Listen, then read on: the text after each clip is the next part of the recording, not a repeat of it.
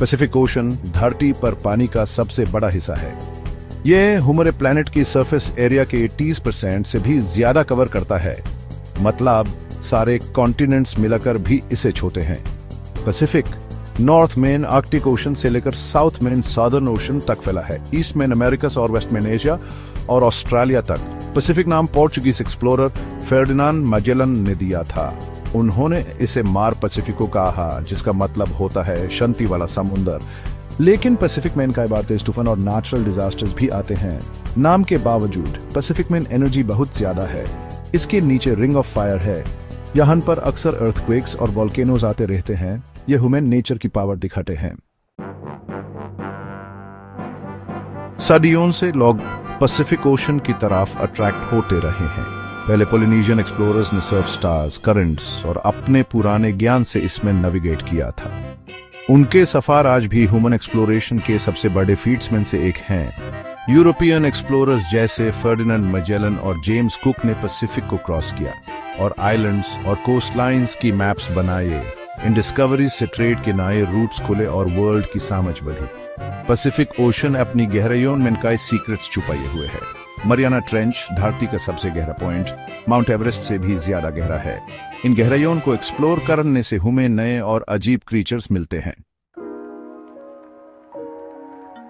Pacific ocean में life भरी पड़ी है।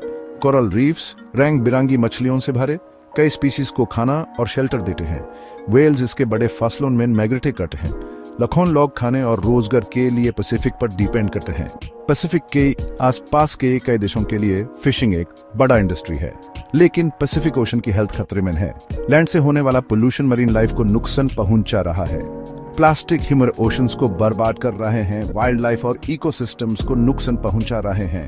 ओवरफिशिंग से मछलियां कम हो रही हैं, जिससे मरीन एनवायरनमेंट का बैलेंस बिगड़ रहा है। क्लाइमेट चेंज का भी बड़ा असर हो रहा है। सी लेवल बढ़ने से कोस्टल कम्युनिटीज और आइलैंड्स को खतरा है। ओशन का टेम्परेचर बढ़ने से कोरल ब्लीचिंग हो रही है और मरीन इकोसिस्टम्स डिस्टर्ब हो रहे हैं। ह्यूमन इस इंपॉर्टेंट इकोसिस्टम को बचने के लिए जल्दी से एक्शन लेना होगा। पैसिफिक ओशन का फ्यूचर हम पर डिपेंड करता है। ह्यूमन मिलकर इस प्रीशियस रिसोर्स को बचाना होगा।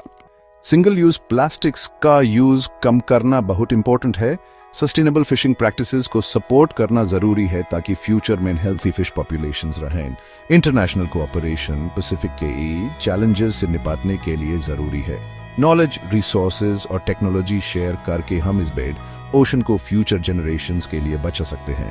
पैसिफिक ओशन ह्यूमन हिस्ट्री और कल्चर में एक स्पेशल जगह रखता है। यह हम सबको कनेक्ट करता है। मिलकर काम करके हम इंश्योर कर सकते हैं कि पैसिफिक आने वाली जनरेशंस के लिए वंडर इंस्पायर करता रहे और लाइफ को सस्टेन करता रहे।